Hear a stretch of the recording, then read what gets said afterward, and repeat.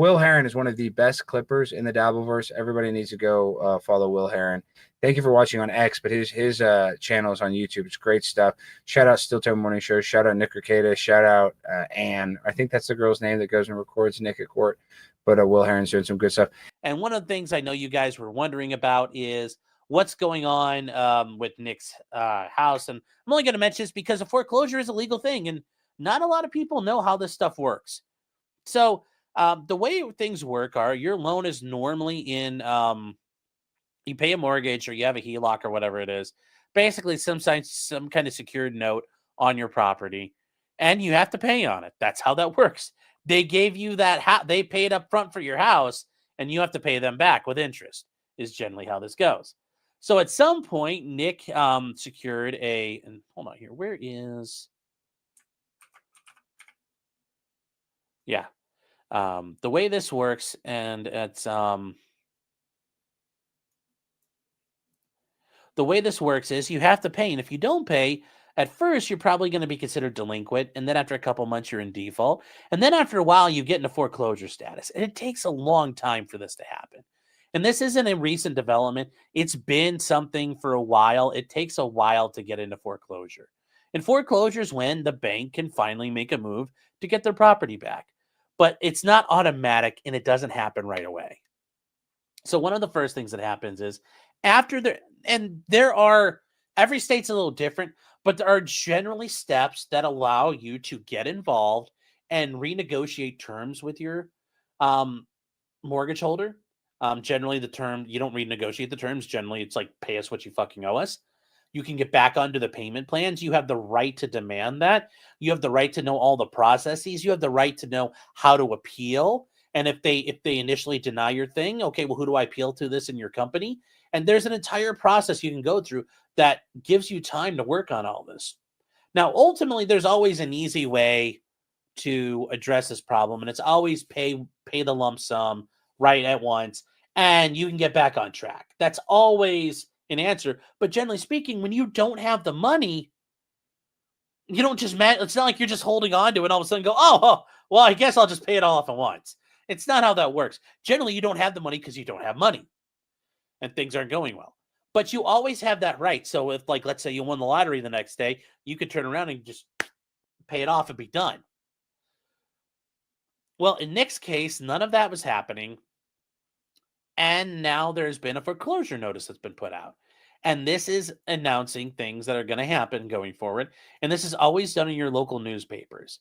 So in this case, it's being done in the local paper out in Nick's area of Minnesota.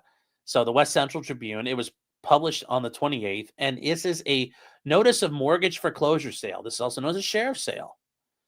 Okay. So what happened? Well, the date of the mortgage, they have to list all the information that's out there. The date of the mortgage, it was taken out April 1st, 2022. It was for $316,000.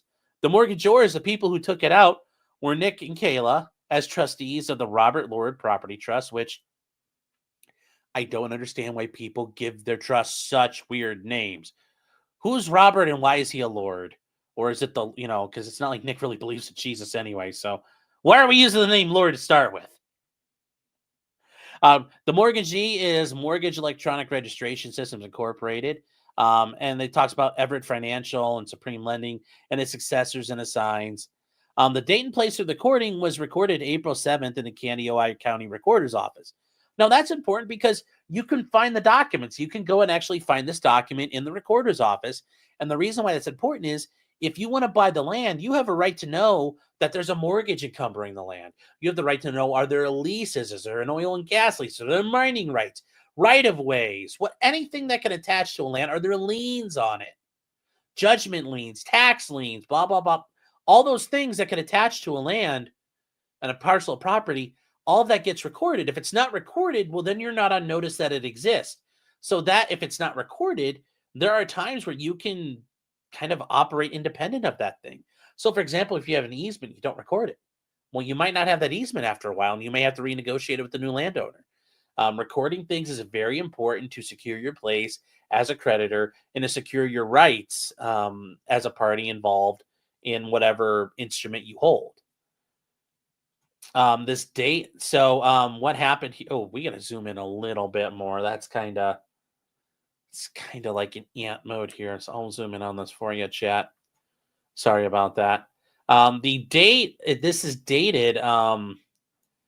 THMSR Holdings LLC got this, and they got it November 19th. And it was recorded November 25th. And this is their document number. Well, what they ended up doing, they said, fuck it, we're just going to go for it. Now, what you get to know is the actual property address, the tax parcel ID. So this is for your county auditor, tax collector, whatever you call them where you live. The legal description of the property, and this is where you guys learn it. This is Lot 1 of Block 1 of the Tea Time Terrace, recorded in the Kandiyohi County, Minnesota Recorder's Office. And they say that part of Lot 2, Block 1 of Tea Time Terrace, described as follows. And this part here, guys, this is a little bit of me kind of giving you some property, law things. This is the meets and bounds of a property here. So you start in the northeast corner of Lot 2, and then you assume a bearing of 89 degrees, 53 minutes, and 40 seconds west. And you would go along the north line of that property to a distance of 532 feet. Thence on a bearing south 58 degrees, 7 minutes, and 54 seconds east, you go 282 feet. And then from there, you go basically west 227 feet. And then you go to the south line of the lot, and then you go south 89 degrees, 53 minutes along that line for 341 feet. To the east line of Lot 2, and then you go north.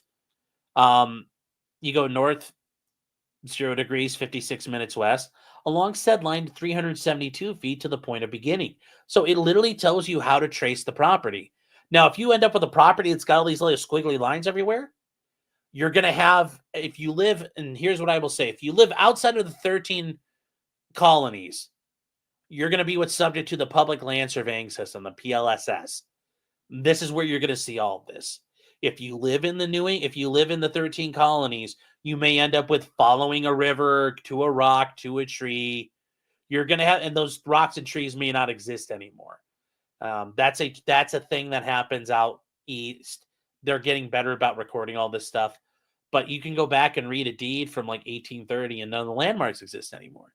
So that's why you go to now what are called surveyor pins.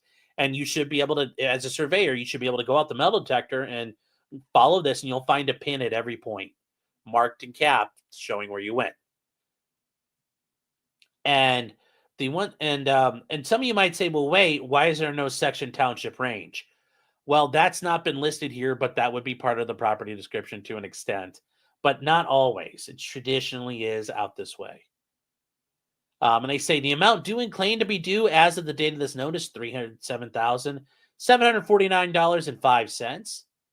And the pre-foreclosure requirements have been complied with, and then no action proceeding has been instituted at law or otherwise to recover the debt secured by said mortgage or any part thereof. So they're saying we haven't done anything at all to collect on this yet. This is the only thing we've done so far. And they say, pursuant to the power of sale contained in the mortgage, it will be sold by the sheriff as follows. On February 4th at 10 a.m. at the sheriff's office in Walmart, Minnesota, in Kandiyohi County. And literally there is, I've seen this in multiple counties. They've got they come out, they have like a little podium. Most sheriffs have this little podium they roll out. And they have one of their deputies, usually like they have a deputy that specifically does it or someone who's part of their office. And they hold a sheriff's sale and they bid on the property. Now, here's how it works. You don't generally get the property. It's not like somebody's going to walk away with the property for $100. The bank is going to at least get their value out of the property. Now, what will happen is somebody may buy it. And let's say you get a bunch of people who go out there and want to start bidding on it. And let's say they bid on it and they bid over the price of $307,000. So let's say they bid it up to $500,000 or $600,000. And the property value truly of the property itself is worth quite a bit more than that. Anything above this amount, chat, Nick and Kayla get back. The bank doesn't get to keep the extra. The mortgage was for $307,000. So they're only entitled to $307,000. Now, if there was a second mortgage, that mortgage then picks up what's left over. And this just becomes, it's just like a bankruptcy. Who's the first creditor in line? They get to take a big swig out of the trough, and then the second one gets a smaller swig, and then you go and go and go until there's nothing left. Well, the first mortgage holder gets completed, and then the scraps go to the second, and hopefully the second can be completed. But when you're the second mortgage holder, you take that risk. I might not get all my money back, but that's why you're the second mortgage holder. So now, even if somebody buys the property, it's not over yet. There's the right of redemption. And this is something every state has.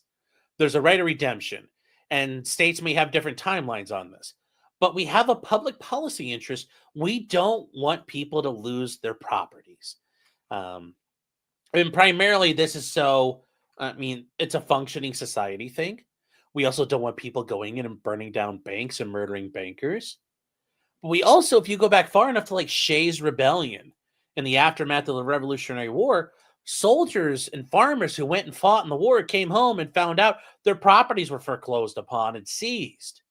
Well, there was an entire fucking rebellion of guys getting ready to burn down the state of Massachusetts because they served the country, and then banks and local people who stayed home tried to fuck everything over. It was a big fucking deal. There are all kinds of issues with that. We also don't want to take people's property from them. I mean, it's just not good. It's just not cool. Now, the other side of it is, yes, pay your bills, but in the meantime, we don't want to put people on the street. So, and you'll see here, and as you read this, it talks about including to pay the debt secured by the mortgage and taxes, if any, on said premises. So it's not only just the $307,000, it's going to be the debt, secured by said mortgage and the taxes. So the property taxes that have been paid. If Nick hasn't been paying them, the mortgage company is going to have to pay him, and they can recoup that cost. The costs and disbursements, including attorney's fees, which means like to file all this crap takes attorneys, and it takes administrative things. So it's probably a little more than 307. It's probably $325,000 probably at this point. Okay.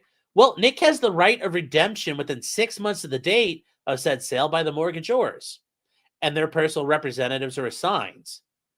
Okay. So what does that mean? Well, they have the right until 11:59 p.m. on August 4th, 2025, or the next business day if August 4th, 2025 falls on a Saturday, Sunday, or legal holiday. Well, let's see. What day is August 4th? August 4th is a Monday, so that's not an issue. At that share sale, and here's the thing, though. Nick's mom and dad have a ton of money. So could they come in and buy it and satisfy all of it right then and there? Yep, they could. There are some alleged theories, and I know people have been talking about this, that this is a theory to end run around some liabilities that may exist and shield some assets through means that would not otherwise be acceptable because it's a forced sale of property. The people who brought that up are arguing you guys are arguing some like really deep logic and thought on this that I think is deeper than what Nick is trying to do. He just didn't pay his fucking bills. So I don't think that's the case. It may work out to his benefit, but I don't think he was smart enough to come up with that plan. But Nick and Kayla have 6 months to redeem and pay off the amount. So that's always out there. They have the right of redemption. They have 6 months to do it. So what does that mean for the guy who paid to get the land? So if somebody, for example, let's say Monograph had $300,000 in his pocket, and he comes in there and says, sold, I'll take it. Well, he doesn't get it for 6 months, and he's buying a property with the idea he may not get it. And then if he doesn't get it, he gets his money back because obviously the bank doesn't get to keep his $300,000 and Nick and Kayla's $300,000. That's unjust enrichment. That's not fair. So the bank would say, hey, Monty, here's your check back. And then Nick and Kayla, they'll say, thank you for paying your bills finally. And then Nick and Kayla will have probably trash credit going forward for a very long time, given it's already toast now. So they have the right to get it back. It's not over. And this is all the stuff down here. This is things that have to do for law, some communication from a debt collector attempting to collect a debt. And you guys have probably seen all these things before. And all this that's here. So it's always interesting in that regard. And they say that the attorneys they used are the law firm they're using, Wolford, Geesk, and Cook. They're the attorneys for the mortgagee. and they're out of Woodbury, Minnesota. And that's how you contact them. And all this is here because if Nick and Kayla didn't know or didn't claim to not have any notice, this is how they would contact them. So that's the big thing. That's the big thing. That's what we're looking at, chat. Let me see here. I'm just trying to. Isn't the Baldo bunker in a trust? Wouldn't it trash their credit if it is? Well, I mean, the trust doesn't matter because as the trustees, they took out an encumbrance on the property that's in the trust. So the trust is responsible. Like, they can't just hide it there and say, it's in a trust. You can't hurt it. No, that's actually not how that works. You can't shield the liability like that. Nick and Kayla co-signed for it. So now the trust has to deal with it, and they can't hide it that way. We should do a GoFundMe for Nick for his house. No. Now, here's the thing, guys. Some of you are going to say, gee, how's Nick going to get $300,000? Well, I mean, there's kind of an obvious answer here. And we've already mentioned this, and it's been mentioned on the farms a lot. I mean, it's pretty obvious what's going on, and it's this bad boy here. It's the actual Baldo bunker, the actual property that Nick and Kayla own secondarily to it. This property abuts up against their other property, the big house. Yes, a massive Nick living in the big house. This is not the actual house Nick and Kayla live in. This is the other property they have that adjoins their property. It's being sold for $425,000, and as you can see, it's pending. So what's that mean? Well, we don't know how much of this they're actually agreeing to, but I'm betting Nick has calculated this has to be at least probably a minimum of $330,000. And that gives him a little bit of spending money afterwards. Now, is he going to put that money up his nose? I don't know. But he needs at least 300 and something to cover all the costs and fees and expenses. So once that gets sold, he could take that money and then, basically turn around and pay the other house mortgage off. So we'll see how that goes. That's pretty much the theory of what he's going to do there.